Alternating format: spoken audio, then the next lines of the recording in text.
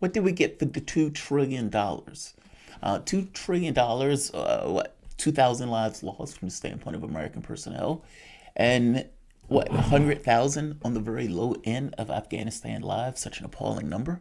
That number increases every day with drone strikes and these other type of military engagements in that particular area of the world. Trump,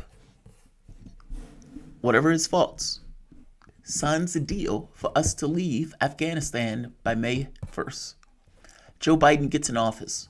What is Joe Biden going to do? That is the question that people ask. What is Joe Biden going to do? And for the longest time, Joe Biden said he was going to leave, but there was never any clarity on whether he was going to leave.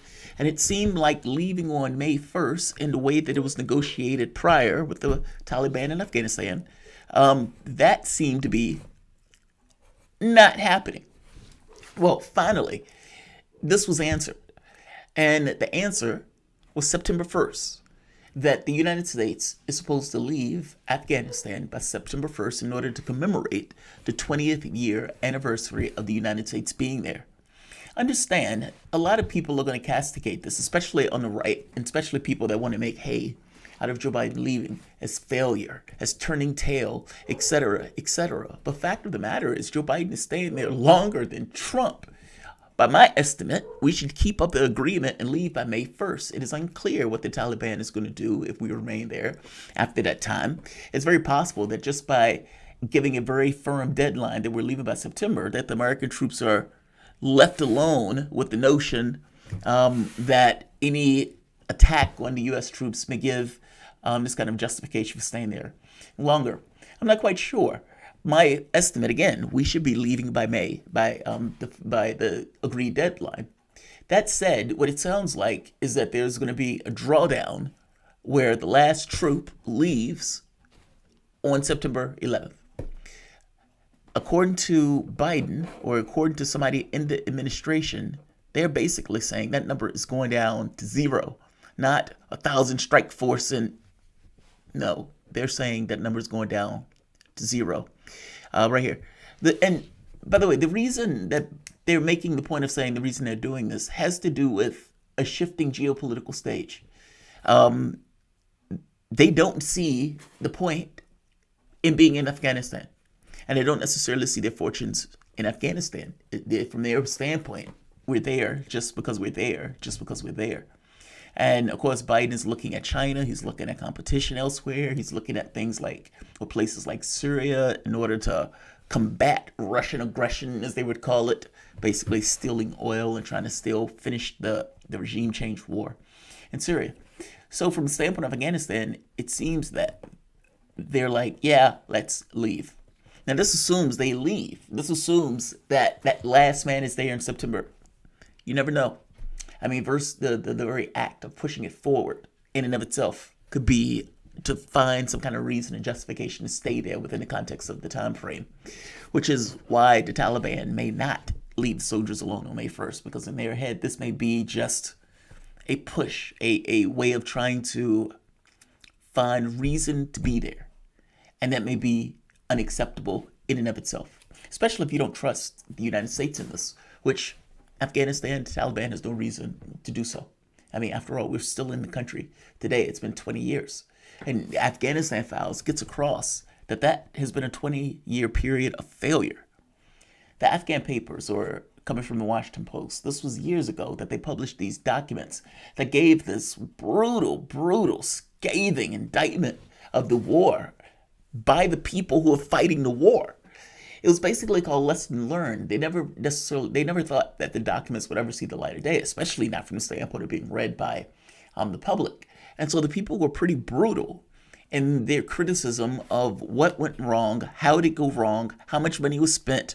Oh my God, the corruption. Oh my God, the illicit drug trade. And oh my God, we've made all of it worse. So you have people now who care about the babies, who care about the women's rights.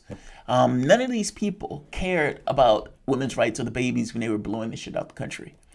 100,000 Afghan lives lost. And again, that's on the low end. The number is probably higher than that. We instigated ourselves in the country. We stayed in that country. And we've been there for 20 years. And we have nothing good to show for it, per se. When we leave, I would argue that that government is most likely going to fall, and it's going to fall to the Taliban. That means we basically were there all of that time for what? For what? What did we get? What did we get? Got a lot of people dead, and for all intents and purposes, we had to leave anyway. Look, I wouldn't trust Biden on the whole September 1st thing. It's possible, maybe, maybe not. And I'm very basically inclined to believe that the September 1st date is a way to find reason and justification to try to find anything possible to stay. That's what I strongly suspect. But Biden gives a firm deadline, something at the very least you can evaluate him by. And we'll see what happens in regards to an outcome of this. The language from the White House is, however, of, yes, we're leaving. And no, nothing good came of this. And defending attacks from basically Republicans and McConnell or some of these other people that basically said Biden is turning tail. This is Chen Psaki being asked about this earlier today. Or engagement with Russia or actions would be done in coordination. And then one more on Afghanistan. Republicans are already talking as though the announcement has happened of the withdrawal of all troops by September 11th. And so I wanted to get your reaction to something Mitch McConnell just said. He suggested that it would put our NATO partners in a shared fight that we have not yet won. It would abandon the women of Afghanistan, whose freedoms and human rights will be in peril. He said that the administration plans to turn tail and abandon the fight in Afghanistan. So what is your response to this criticism and criticism from other Republicans that it's too soon without any plans to sort of maintain stability there? Well, again, I will leave it to the president to lay out his specific plans for withdrawing troops, the reasoning, and his commitment to focusing on the threats and opportunities we face around the world today. But I will say that the president has been consistent in his view that there's not a military solution to Afghanistan, that we have been there for far too long. That has been his view for some time, well documented, well reported on. He believes that, and he remains committed to supporting negotiations between the parties, which many of you may be following, are resuming next week. And he also believes we need to focus our resources on fighting the threats we face today, 20 years, almost 20 years after the war began. And so that's his approach and how he looks at this decision, but he will lay out more specifics tomorrow. Okay, go ahead.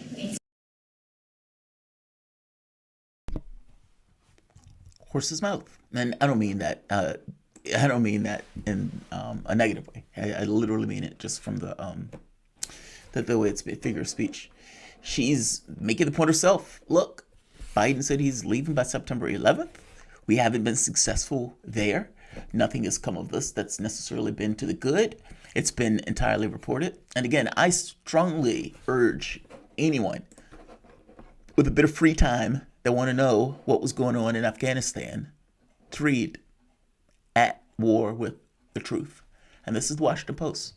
And basically, it's 20 years of lies. One of the illustrative aspects of it was, I believe, Leon Panetta. Panetta gets out, nearly gets killed by a suicide bomber, comes out to the press and says, we're making progress. Everything is great. It's been 20 years of progress. And the reality of it is, when you got behind the scenes and actually got their honest take and actually got them to be honest about it, you found that the president had been lying flagrantly, all of the administrations, on the issue of Afghanistan. Every year there was progress. Every year they were almost close to doing something. The reality of it is, you heard the people make the point of saying, we don't necessarily know our objectives. We don't necessarily know our allies. We don't necessarily know our enemies. How do you fight a battle like that? And what was the battle you were even fighting? At one point, they were giving all of this money, and they make the point of saying you're dumping millions of dollars into basically mud huts. So it's not like you're dropping, billions of dollars into a heavily industrialized society where that money can go to building equipment and et cetera, et cetera, et cetera. Many of these places were like mud huts. These weren't modern societies, they put it in that way. And so you ended up with just corruption, just blunt, over-the-top corruption, and in many respects pushed on by the money that we were dumping into that country. Not to mention, that level of corruption that was created a problem from the standpoint of the public and the perception of the government. It was corrupt. The public knew it was corrupt. And because the public knew it, it destroyed any belief in the public that the government was working in its interests. Instead, it was a puppet, and not just a puppet, a corrupt puppet at that. We intervened, and that intervention didn't make it better. That's the point I'm trying to make. And we've been there for 20 years. It is time to leave. Biden wants to do the whole theatrical thing, but to me, every day, every moment, every minute that you stay there beyond the May 1st deadline is a way for them to find some reason or rationale to keep the country there. And I am making a point of saying I don't care about the theatrical nonsense on September 11th. Unless you want to say, okay, we're going to keep one man there just for entirely theatrical purposes, and then that man leaves on September 11th. Okay, fair enough. I'll accept that. Anything else is pushing time, kicking that can down the road. And I strongly suspect it's being kicked down the road with the plan or with the rationale of trying to find some reason to keep those troops where they are. All hell is going to break loose, by the way, if they do. And all hell may break loose on that May 1st deadline by itself. You must understand, if it was me, if I was the Taliban, what would I do in this situation? We make a deal that said we're leaving by May 1st. Okay, you get a new president. Great. It's a new president, but that deal is that deal. And we're not caring all that much about the new president. What we care about is that deal. And supposedly they're going to reopen negotiations. But at the end of the day, it is very possible that all hell is going to open up on the day of the deadline when it seems clear that the deadline was not met. And even if they accept that Biden is going to leave on September, they still may open up all hell to get across that you broke the deal and there are consequences to breaking the deal. I don't know. All I know is what I've said in this video in regards to what is currently taking place. What happens on that front and what is in the heads of the individuals, we can only guess. But Biden said he's leaving on September 11th, 2021. I'll believe it when I see it. Up to this point, what it seems like, there are always political machinations. And there are always people who want to stay in those countries in perpetuity, which is basically what this is at this point. We're staying there because we're staying there because we're staying there. It's not that we can accomplish any particular objective. No, we don't want to accept and admit that we lost a war. And because we don't want to accept that, as long as there's one guy there, we're still fighting the war. It's ludicrous, right? We don't have troops. We don't use a military just because we don't want to admit to the fact that we use the military poorly, especially in this in this capacity. It's time to leave. We should have left a long time ago. You can make a case we should have never been there in the first place. And damn sure shouldn't have been in Iraq. I'll leave this here. Take from it what you will. Whether or not you believe he's lying or whether you believe he's telling the truth. We'll see. We'll see. I don't believe it until it happens. And fact of the matter is, I get the theatrics of, we're going to leave on September 11th. Well, you're going to have to negotiate with the Taliban that probably also has the same level, if not more so, skepticism of you than I do. Like, share.